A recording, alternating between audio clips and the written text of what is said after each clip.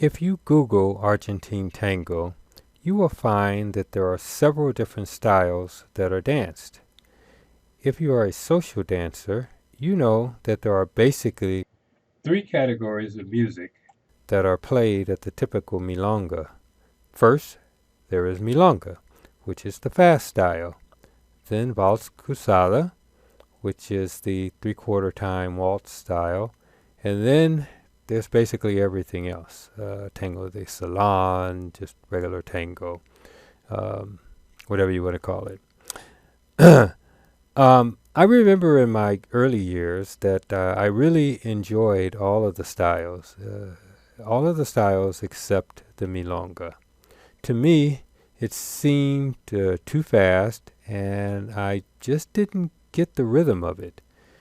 Um, so one night I was sitting out a milonga when a friend came over and asked me, why I wasn't dancing. I told her that I just really couldn't get into the milonga. She asked me, did I know that the roots of the milonga were African? And I'm like, say what? She asked me if I had ever heard of candombe or kinyinge, or I think it's pronounced, some people pronouncing kinjinge.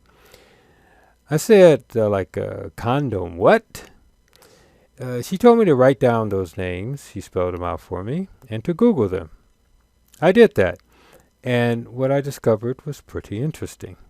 It turns out that African slaves brought to Argentina were initially gathered in a region called Rio de la Plata. This was a slave trade hub located on the border between Argentina and Uruguay. These West African slaves brought with them their language, their culture, and a dance which was known as the candombe. Now, I have read a lot on this subject, including the great book Tango, The Art History of Love. I also watched the documentary Tango Negro, The African Roots of Tango.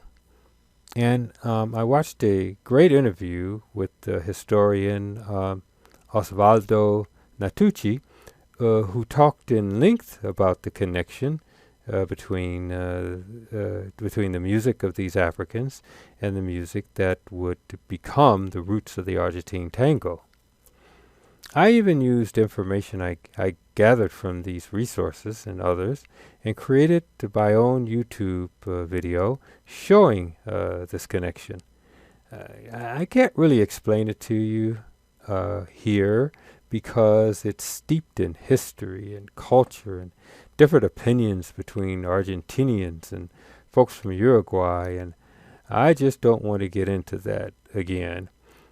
Suffice it to say that once I learned that the milonga had African roots, a paradigm shift happened in my brain. Instead of the dance being foreign and incomprehensible, I embraced it as part of my own cultural history. And just a few years later, it became my favorite tango dance to dance. So this, my friends, is the power of the paradigm, and one of the reasons I work so hard to keep informing the public about our dance history with projects like Club Alabam and the history of black dance in America. If one little tidbit of information could lead to such a dramatic change in my view of a dance, just think how many more minds we can change with knowledge about our past.